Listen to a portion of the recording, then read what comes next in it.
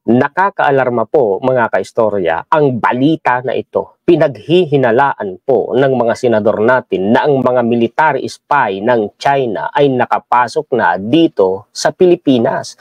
At ang masaklap po nito mga kaistorya, base rin sa sinabi ng atin pong mga senadores, itong mga military spies umano na ito na pinaghihinalaan ay nabigyan po ng lehitimong Philippine passport at naisyuhan pa po sila ng tax identification number. At ito pa mga kaistorya, nabigyan din po sila ng lehitimong birth certificate. Ano na? Pilipinas. Grabe naman kung sakaling totoo ito mga kaistorya. Nakakadismaya lang sobra kung sakali man ang ilan nating mga kababayan na naging sangkot kaya nangyari ito kung sakali man mga kaistorya. Dahil sa kinang sa tawag ng pera, ipinapahamak po ang seguridad ng Pilipinas. Hindi nila alam, damay sila doon. Anong tawag doon? Katangahan at kasakiman. Babasahin ko sa inyo itong mga news article na ito, dalawa lang ito. Kasi ipapakita ko po sa inyo yung live hearing sa Senate. Kukunin natin yung pinaka-importante doon. Pero kailangan ko rin pong ipakita ito sa inyo mga kaistorya. Hindi po nila i-erase ang mga issue na ito mga kaistorya kung hindi po ito totoong nangyari. So simulan po nating basahin ha. Paki-share po at paki-like. Palakihin ko muna. Ang sabi dito, tingnan ninyo mga kaistorya. Senator suspects Chinese spies in Pogo operation. Ito na naman. Alam niyo itong Pogo, ito po ay isa sa problemang naiwan po ng former administration. Ito po ay naging parang desperadong solusyon sa pangailangan po ng pundo ng gobyerno natin during the COVID-19 pandemic. Talaga pong na-struck po tayo noon. So para maka-raise umano ng pera, kinakailangan payagan umano itong Pogo operations na ito. So saklap, pero wala na tayong magagawa. Nangyari na Di ho ba mga ka-stress? So puntahan po natin sa baba. Senator Risa Hontiveros on Friday raised the possibility of Chinese military spies securing Philippine citizenship by obtaining genuine passports, tax identification cards, immigration documents, and even birth certificates through fraudulent means. Ayan na nga ba. Sanay talaga itong mga Chinese, mga ka-stress, sa illegal na aktibidades. Ang masaklap dito, mga ka-stress, may mga kababayan po tayong nasusuhulan Talagang nadadala po sa pera. Tingnan ninyo ha, Chinese military spies securing Philippine citizenship. Ibig sabihin nun mga kaistorya, pag sinabing ganyan, na-rehistro sa Pilipinas, obtaining genuine passport, at eto pa, tax identification cards Yan po yung TIN. Sa BIR po yan mga kaistorya, immigration documents, tingnan nyo and even birth certificate through fraudulent means. Nakakadismaya.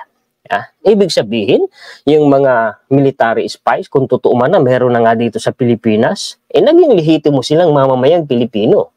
May birth certificate na sila.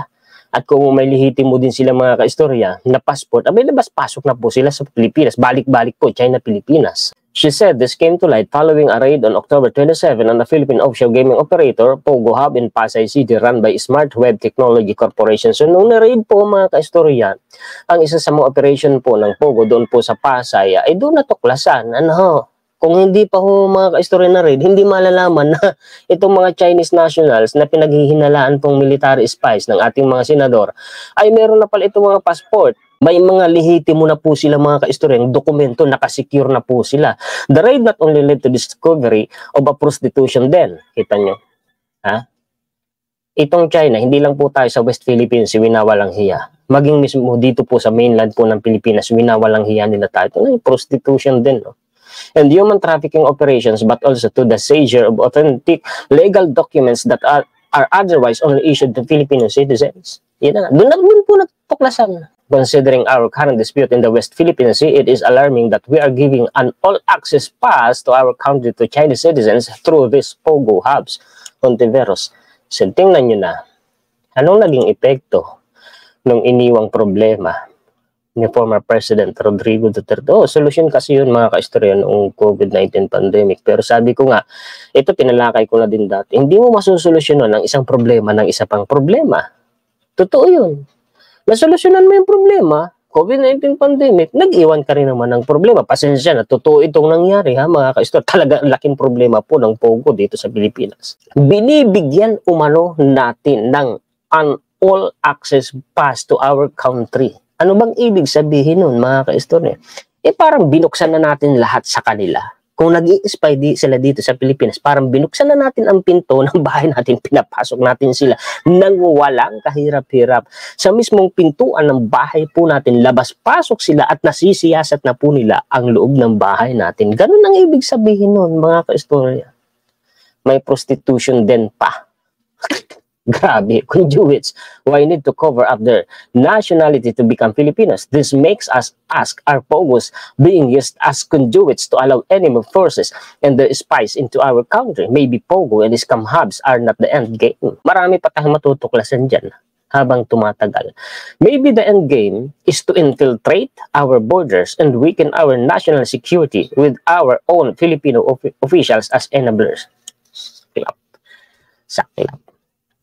Dahil kasi sa mga kababayan nating sakim, sakim, mukhang pera.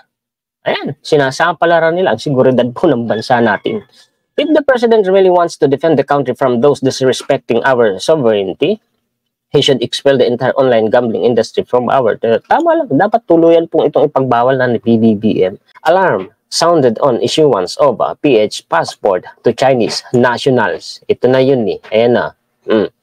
Senators early Friday morning expressed alarm over the alleged issuance of Philippine passport to Chinese nationals, calling it a national security issue. Si Senator Bato de la Rosa po ito mga ka-istorya, nag-interpellate po siya kay Senator Loren Legarda kasi si Senator Loren Legarda po ang author o nagdedepensa po mga ka-istorya doon po sa budget hearing po ng Department of Foreign Affairs kung hindi po ako nagkakamali.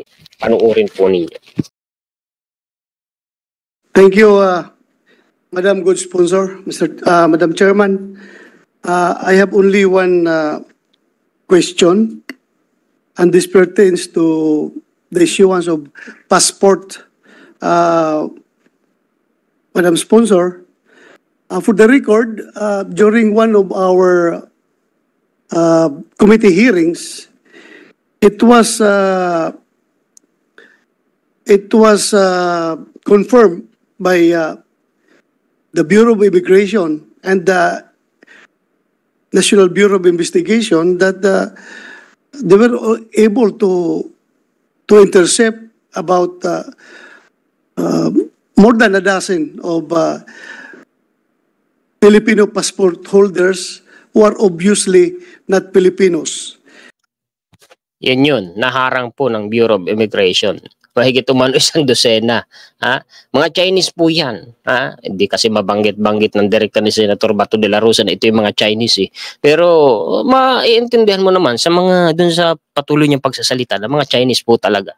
And it was confirmed further that these passports were really authentic. So what made us alarmed is the fact that this involves national security. National security. Authentic passport. Umano, legit po ng passport. Hindi peke, Lehitimo. Nabigyan ng lehitimong passport. Doon pa lang eh. Kaduda-duda na paano nabigyan ng lehitimong passport yung mga yun. Dahil, Madam Sponsor, baka mamaya, itong mga Chinese speaking individuals who are not really Filipinos. Ang nahalata ko lang dito mga ka-istorya, kagaya din po ni Senator na kababayan ko, si Senator Robin Padilla, bakit pagdating sa mga Chinese, hindi nila direktang mabanggit ng prangkahan ng mga Chinese na maligoy na salita po ang ginagamit nila. Napansin ko lang naman, no, mga ka-istorya. Napansin nyo rin siguro. Baka nagkalat na yung passport doon sa kanila and before we know it, we are already being surrounded by operatives of maybe from People's Liberation Army or whatever, whoever those people are. And talagang delikado yung sitwasyon natin kapag ito'y mapababayaan. Ano ba yung People's Liberation Army? Yan po yung Armed Forces of China, mga ka-istorya. Parang yan yung AFP dito sa Pilipinas. Kasi, tingnan mo, yung isang ordinaryong Pilipino, ay hirap na hirap magkakaroon ng passport dahil nga sa in-schedule pa, maraming requirements. And itong isang Chinese na hindi Pilipino, nagtataka tayo, bakit napakadaling makakuha ng passport na gano'n na lang. So, just for the record, Madam Chair, gusto ko lang parating itong issue na ito. And I would like to inquire from you if this issue has reached the attention of DFA. May we know what are the actions that they have undertaken so far in response to this particular issue? May hawak po dyan na report mula sa DFA, si Senator Loren Legarda. Binasa niya po yun, mga ka-istorya. At habang binabasa niya yun, talaga pong matatawag at ang pansin po ninyo at maaalarma kayo. Oo, sa mga sinabi. Itong sinabi ni Senator Bato de la Rosa, mga ka-istorya. Dito pa lang, nakaka-alarma na ito. Ang dali-dali umanong makakuha ng passport nitong mga Chinese nationals na ito, samantalang pag mga Pilipino, pahirapan eh. Aba, nakakapagtaka. Alam nyo na, malamang may padulas po yan sa palagay ko, mga ka-istorya. Thank you. I appreciate Senator De La Rosa's intervention and question on this alleged issuance of Philippine passports to Chinese nationals. Yes, it is a national security issue. Yes, it should not be taken lightly, but also we should not allow that the budget of this department be held tonight as late as it is at 11:18. But I will answer your question first with the official statement of the DFA, and second, I will give you my personal feelings about it. First, the DFA is actively engaging law enforcement agencies in investigating the matter and in pursuing the filing of appropriate criminal charges against these foreign nationals who are able to obtain a Philippine passport. Second, the DFA notes that these foreign nationals pose themselves as Filipinos by assuming Filipino identities through the presentation of authentic and genuine PSA birth certificates with valid government-issued identification cards that are accepted for a passport application. Grabe, no? Grabe. Nakakapagparehistro sila sa mga ahensya ng gobyerno natin gamit umano ang mga valid documents, valid IDs. Grabe. Third, the DFA further notes that some of these foreign nationals pose themselves as persons with disability and presented authentic PWD IDs. Grabe. Nagkunwari pa, mga ka-istorya, na sila ay PWD.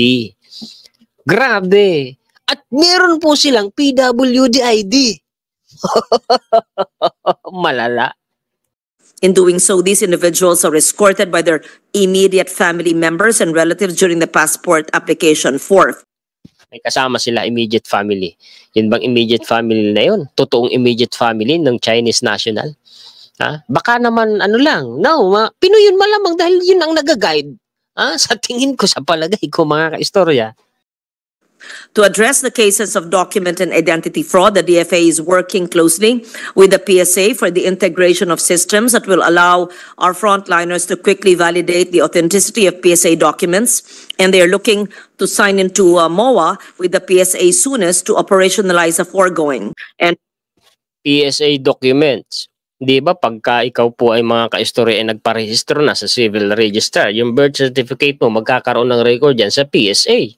Ganon yun, di ho ba mga kaistorya? Correct me if I'm wrong. May sasabihin ako sa inyo mamaya. Kaya lang ituloy muna natin itong sinasabi po ni Senator Loren Legarda.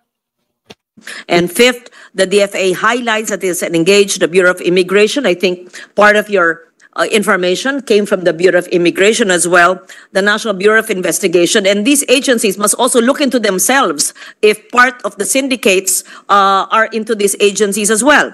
The Philippine National Police. Yes, dapat ang Department of Foreign Affairs imbestigahan din. Ha?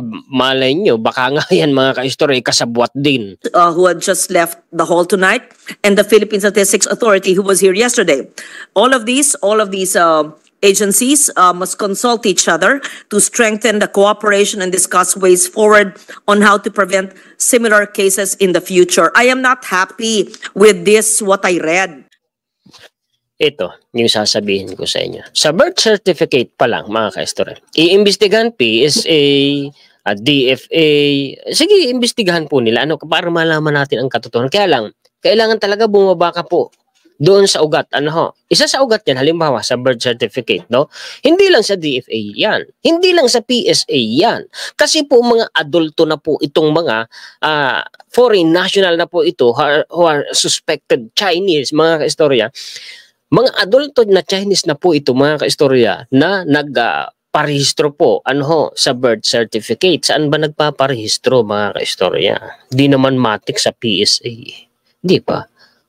Saan ka nagpaparehistro niyan? Sa civil registrar po. Saan yun? Sa City Hall. O kaya naman sa mga munisipyo o municipalities. Ganun po yun, mga ka-istorya. Di ba? So doon pa lang, sa pag-file po, kasi kung adulto na, late registration yan, mga ka-istorya. Saan yan na mag-file ng late registration natural? Sa civil registrar. Doon pa lang. Doon pa lang, mayroon ng hokus-pokus na nangyari po doon. At hindi ito, imposibleng hindi ito mahalata, mga ka-istorya, nung mga otoridad sa mga opisina, alim sa passport, sa TIN, sa birth certificate, no? Imposibleng hindi nila mahalata na ito yung mga hindi Pilipino. Kasi unang-una, mga ka-istorya, hindi po raw marunong mag-English, hindi rin marunong mag-Tagalog. At sa itsura pa lang, imposibleng hindi mo na mahalata yun, mga ka-istorya. So malamang nga, may hocus-pocus, may under the table na nangyari, no? Mga ka-istorya, tuloy po natin. And I will state that, Mr. President. While these are diplomatic answers to your question, and they're valid, yes, they're looking into the way forward. But yes, I agree with you. And before we went into our formal session, we had this discussion. We will not let it pass. And I would welcome the resolution that Your Honor and Senator Tolentino will file to look at it through the Blue Ribbon Committee or other relevant government agencies, because it may not only be the Department of Foreign Affairs. Because to be able to secure authentic documents like a birth certificate and other requirements, it means that there are sources. I would no longer say the place where the Senate President mentioned that there could be possible sources in certain areas of the country. But my question to the agency, whose budget I am defending, is that I would like to know who is the head of the passport division? Who were the officers and staff during the time that these Chinese nationals applied for the passport, even assuming they applied as PWD with relatives? Habang nag-a-apply pala ng Philippine passport, sila po ay nagkukunwaring PWD, may valid ID ng PWD, at may kasama pa umanong immediate family, no? May guide. May guide. Siguro, Pinoy yung guide, mga ka-istorya, no? Alam na this, mga ka-istorya. Yan yung sinasabi po ni Senator Loren Legarda.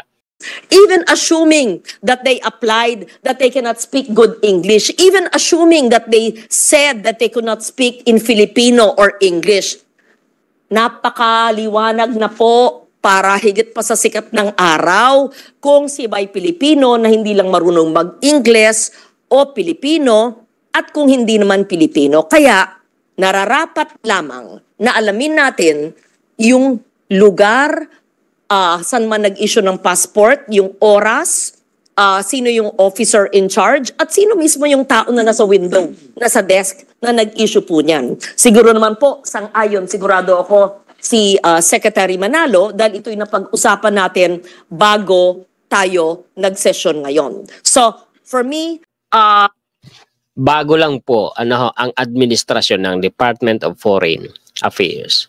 Malamang bago po maupo ang bagong namumuno sa Department of Foreign Affairs, malamang nangyari na ito. So dapat talaga imbestigahan, maging lalo na yung nakaraan. Hindi natin sinasabing sila nga mismo, pero kinakailangan sila po ay imbestigahan para lumabas ang totoo, para malaman po natin ang totoo. Kaya tama ang sinasabi po ni Senator Loren Legarda. The way forward would be isang masusing investigasyon sa Department of Foreign Affairs. 2 araw pa lang nakakaupo ang head ng Passport Division, ASEC Adel Cruz. ASEC. right? ASIC Adel Cruz.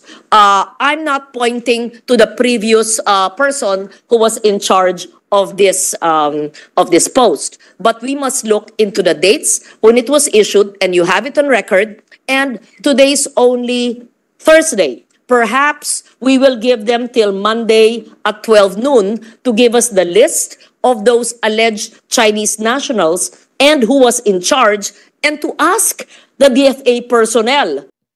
Linaw, Chinese nationals Hindi lang mabanggit-banggit ng direkta kanina ni Senator Bato de la Rosa. Bakit kaya silang dalawa ni Senator Robin Padilla pagdating sa mga Chinese, hindi nila madirekta na Chinese. Gumagamit po sila ng maligoy na salita hindi po nila direktang mabanggit na Chinese. No, yun, nahalata ko lang mga kaistorya. Nahalata ko lang po. Why did you do that? Ganun kasimple. Ang tanongin, sino ang head nun at sino ang nagbigay? At sabi nila, kasi po kompleto. May birth certificate, may PSA, may NBI clearance, etc. Aalamin din natin sa PSA, nakahapon ng pinasa natin ng budget. Aalamin din natin sa BID at sa NBI. Tatawagan ko bukas ang head ng NBI tungkol dito. Maari na lahat ng mga ahensyang to ay may galamay sa mga kumuha ng mga authentic documents. It's not even fraudulent. These are authentic documents. That means there could be collusion of Filipinos. I'm not trying to...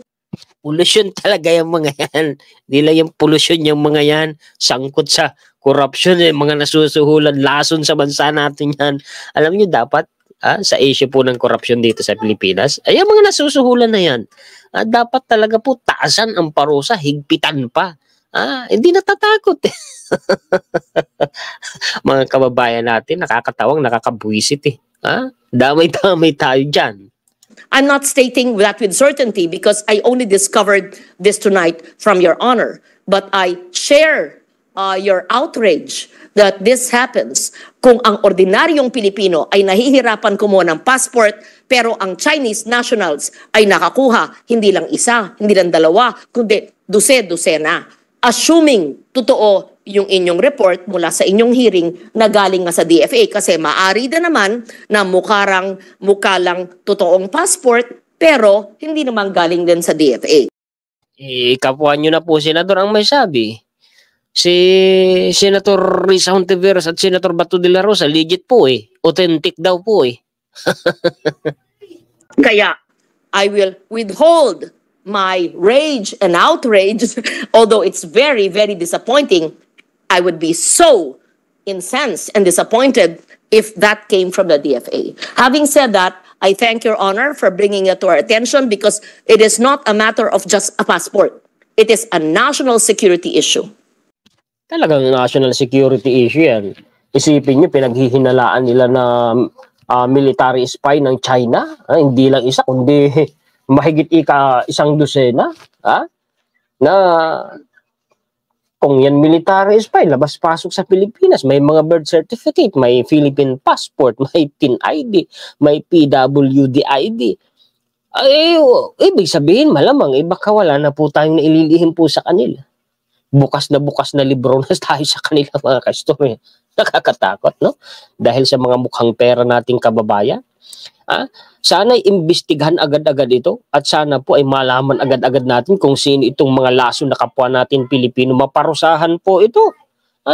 Dapat itong mga kaistorya ipatapon po dun sa Bermuda Triangle. Para hindi na pamarisan at hindi na makapaminsala pa sa bansa po natin. Ano sa palagay ninyo, mga kaistorya? Comment nga po kayo. So yan po mga balita at impormasyon na may ibibigay ko sa inyo ngayon, mga kaistorya. Nakakadismay yung balita, pero dapat po ninyong malaman po ito. Mga kaistorya, pakishare po at pakilike. So maraming salamat po sa mga sulit po nating kaistorya sa buong mundo. Hindi ako nag-live stream kasi unang-una maingay. Narinig nyo rin naman siguro. Tapos kahapon at saka nung isang araw, inasikaso ko naman po yung pag-file ko ng third quarter po ng filing ng income tax return. Nagdalawang araw na dapat isang araw lang kasi nung una pumunta ako sa bangko kasi sa bangko ko nagbabayad hanggang 2 PM lang pala sila.